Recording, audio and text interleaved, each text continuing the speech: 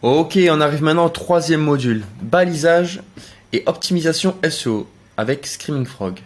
Donc je te conseille de télécharger Screaming Frog. Tu pourras crawler jusqu'à 500 URL. Pas plus, tu vas voir, c'est rapide 500 URL.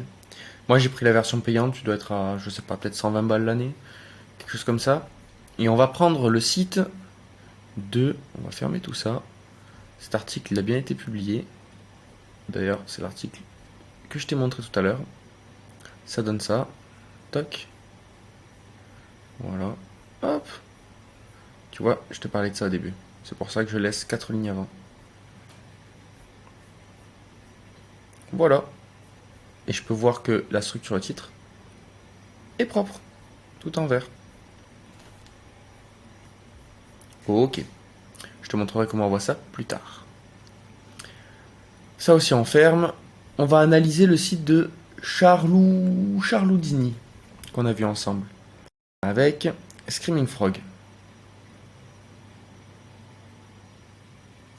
Faut le temps que ça s'ouvre. Donc Screaming Frog, c'est un outil qui te permet de crawler et de regarder le balisage de ton site.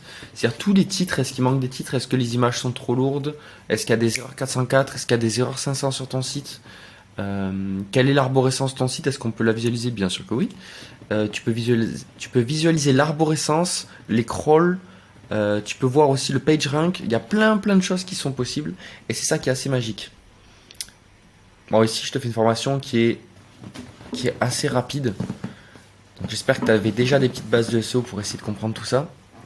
Je ferai sûrement à l'avenir une formation bien complète où je vais structurer monstrueusement tout ce que je connais pour te faire quelque chose d'hyper quali et de bien structuré pour que tu puisses gagner encore plus sur ton référencement.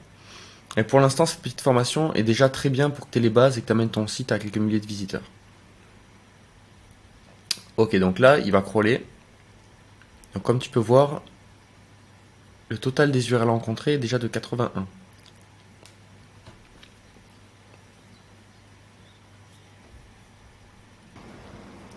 Donc ici, on a fini le crawl, ça a été crawlé à 100%. Donc, tu peux voir la totalité des URL rencontrées. Quand tu descends un petit peu, je vais te montrer juste ce qui est vraiment intéressant à voir. Dans le code de réponse, tu vas avoir les erreurs 404 du client. Donc là, on voit que il y a des petites 404 sur du Amazon. Donc c'est des liens qui sont... Ça, c'est interne et externe. Donc celles-là, elles sont externes. En lien interne, il n'y a pas de 404. En lien externe, c'est-à-dire qu'il y a deux codes, adresse, lien entrant et sortant. Toc. Voilà, donc sur la page oreille bulldog français, elle a un lien Amazon qui fonctionne pas. Donc là, tu peux voir, par exemple, tes propres erreurs 404. Enfin, ou celles sur lesquelles les gens vont arriver. Donc toutes les URL, elle a 419 URL en tout. Enfin, moi là, plutôt, j'ai 985. Alors, ces 400 là, 400 URL. Alors, ce qui nous intéresse, c'est plutôt les pages. Uniquement les pages. Donc, elle a 68 pages. Title des pages, URL tout. Ouais, parce que les URL là, on comprend en fait tout ce qui va être catégorie. Donc on voit qu'elle a des produits. Et donc catégorie, ça c'est du coup c'est la partie blog. Content, donc tout ce qui est WP Content, c'est les images. Ok, si on continue, donc 68 pages, 68 titles, pas de manquant, pas de doublon. Elle a des titles qui sont un peu longs, mais c'est ok.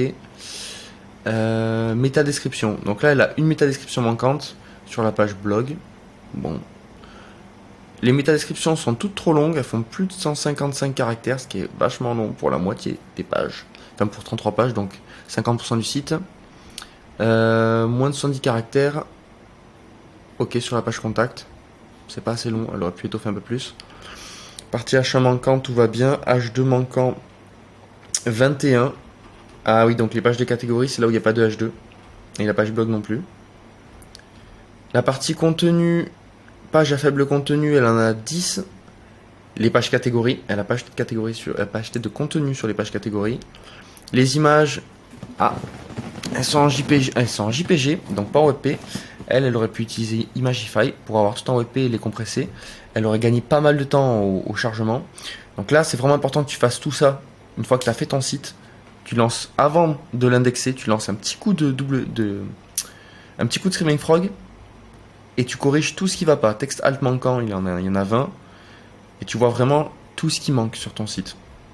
Et après, dans visualisation, graphique de l'arborescence des répertoires en haut, tu vas trouver ça. Donc, page d'accueil, toutes les pages qu'elle a sur son site, les catégories. Donc là, par exemple, la race, c'est une catégorie, reproduction, équipement, accessoires. Voilà, donc tu peux vraiment analyser tout ton site.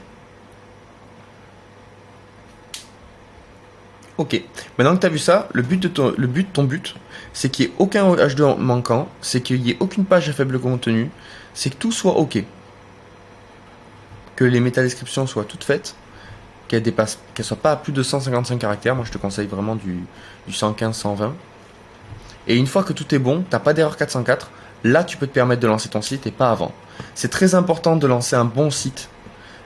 Donc vaut mieux que t'attendes et que tu prennes plus de temps plutôt que de lancer un site qui soit pas bon.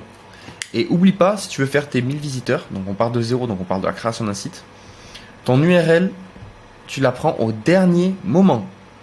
Pourquoi? Parce que si tu la prends et que tu mets en maintenance et Google passe dessus, il va voir que c'est pas indexé et donc il va mettre du temps à venir pour la suite. Donc vraiment prends ton nom de domaine au dernier moment et associe-le à ton hébergement. En attendant, tu prends le nom de domaine temporaire. Voilà, donc j'espère que cette petite partie sur le balisage et les optimisations SEO avec l'utilisation de Screaming Frog t'a plu. Maintenant, on va passer à WP Rocket, je vais te montrer comment on fait le setup.